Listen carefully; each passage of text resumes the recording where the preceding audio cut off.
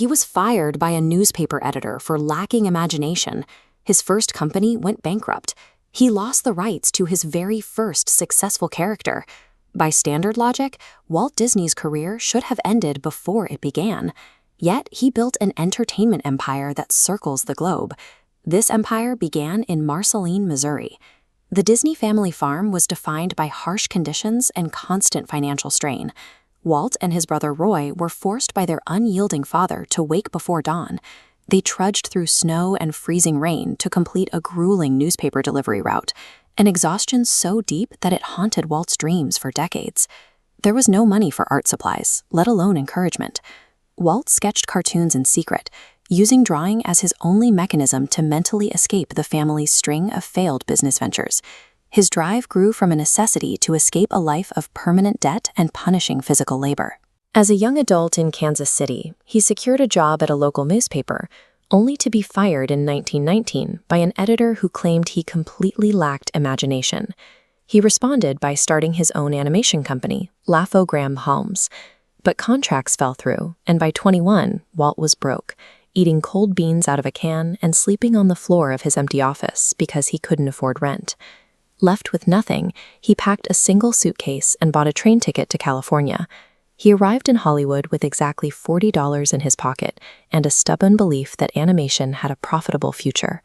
Success with Oswald the Lucky Rabbit allowed Walt to handpick a tight-knit team of animators, a group he viewed less as employees and more as a creative family.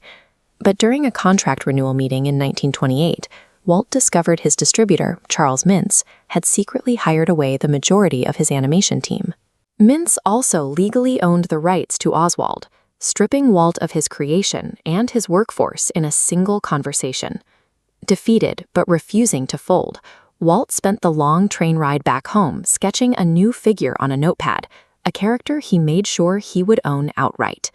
Mickey Mouse was a defensive asset, sketched in a moment of desperation to counter corporate theft.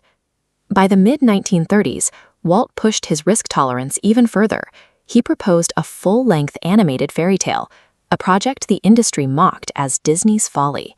Over 3 years of production on Snow White, the studio's capital plummeted. Walt mortgaged his home, shrinking their financial runway to zero. Then it premiered in 1937. The revenue line instantly shoots upward, reversing debt into massive profit. Snow White became the highest-grossing film in the world, proving that animation could stand alone as art. The premiere ended in a standing ovation that validated Walt's immense personal gamble. In 1941, a bitter labor strike fractured the studio. Seeing his family on the picket line deeply wounded Walt, permanently changing how he viewed the company he had built. Shortly after, World War II began. The United States military requisitioned parts of the studio, forcing Disney to abandon his stories to produce training films and wartime propaganda. Standard revenue streams completely collapsed. Internal strife and global war stripped away his hard-won stability. Backed into a corner once again, he prepared to take the largest risk of his entire career.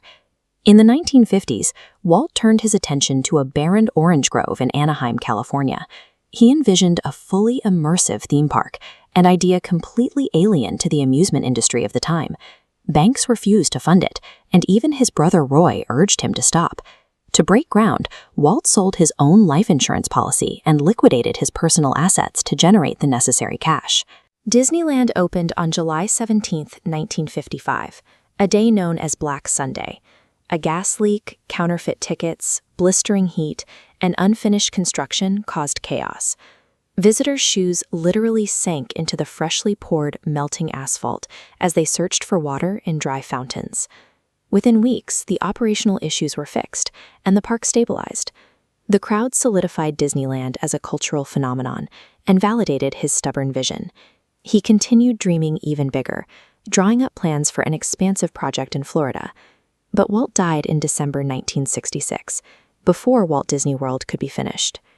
Walt Disney's legacy rests on an infinite tolerance for risk and an absolute refusal to let failure dictate his ending. Out of all the risks Walt took, from packing that single suitcase to mortgaging his home, which gamble stands out the most to you? Let us know in the comments. And if this story caught your attention, hit like and subscribe for more.